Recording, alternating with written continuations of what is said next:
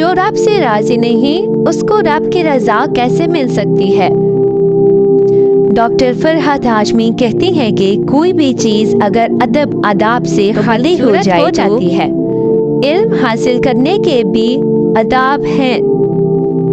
اچھا انسان بننے کے لیے انسان کو ظاہر سے زیادہ اپنے اندر کی اصلاح کرنے کی ضرورت ہے، اور دلوں کے تمام امراض کی شفا قرآن میں ہے۔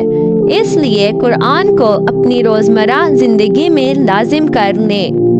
اللہ کی خاطر کچھ چھوڑ دینا، کوئی جھگڑا چھوڑ دینا، اپنا کوئی جائز حق چھوڑ دینا، کوئی گناہ چھوڑ دینا، اس سے دل میں ایمان کی ٹھنڈک اور حلاوت محسوس ہوتی ہے۔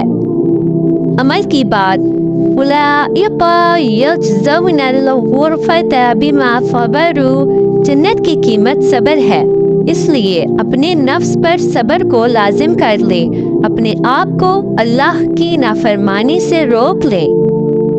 ظاہری دوست باطنی دشمن۔ حضرت معاذ بن جبل رضی اللہ تعالیٰ عنہ سے روایت ہے کہ نبی کریم صلی اللہ علیہ وسلم نے فرمایا، آخری دور میں کچھ ایسے لوگ ہوں گے کہ وہ ظاہری طور پر دوست ہوں گے جبکہ باطنی طور پر دشمن ہوں گے۔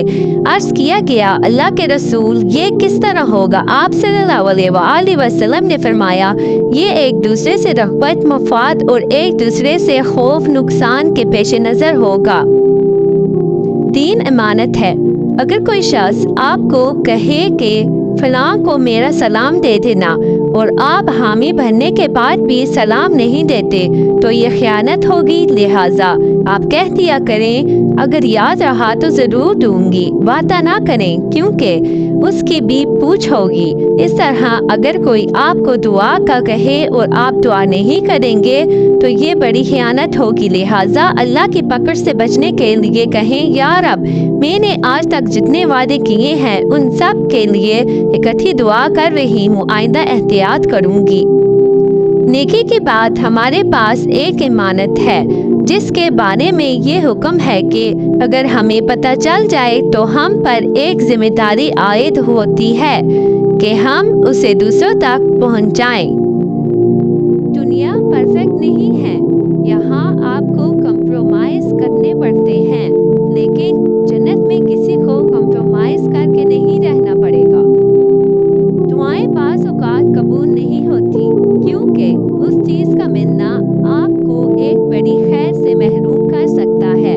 اللہ تعالیٰ بہت مہربان ہے، آپ کو اس سے بہتر چیز دینا چاہتے ہیں۔ دعا کی قبولیت میں تاخیر اللہ کی مصلحت کے تحت ہوتی ہے۔ ایک تو انسان صبر کرنا سیکھ جاتا ہے اور دوسرا وہ اللہ سے بار بار رجوع کرتا ہے۔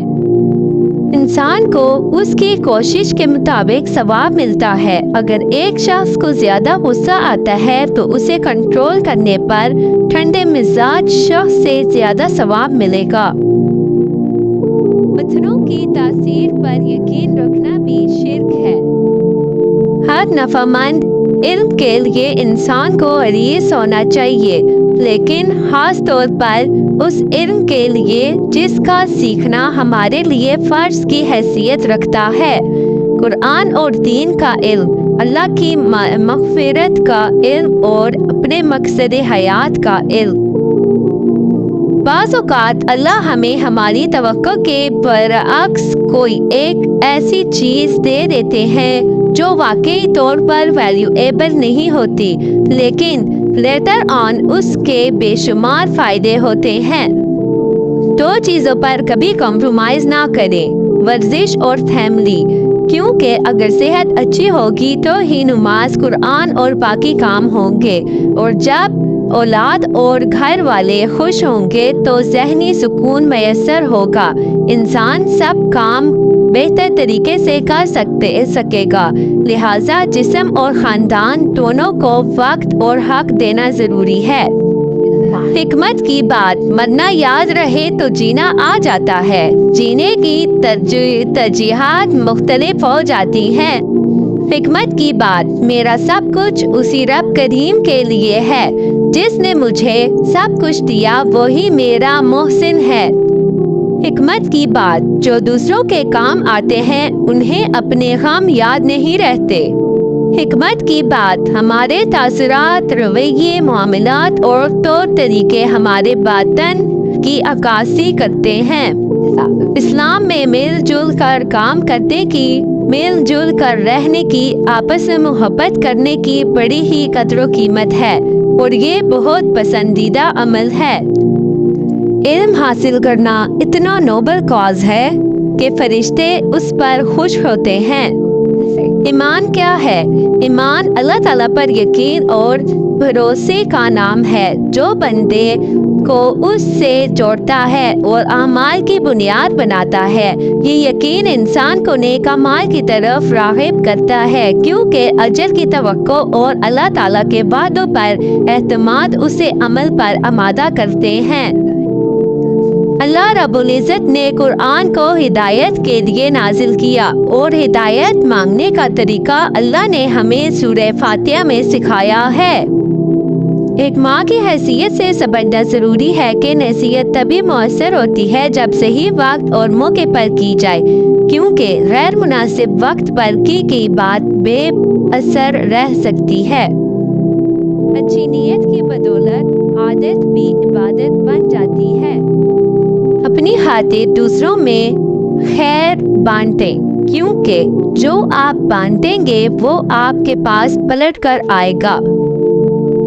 اپنی دعاؤں میں یہ دعا ضرور شامل کریں: اے اللہ، مجھے غور و فکر کرنے کی صلاحیت عطا فرما، مجھے درست سوچ اور ایسی بصیرت عطا فرما جو معیاری تفکر کی طرف میری رہنمائی کرے۔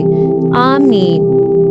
علم نور ہے، ایک خیر لاتا ہے، اس کے برعکس جہالت عیب ہے۔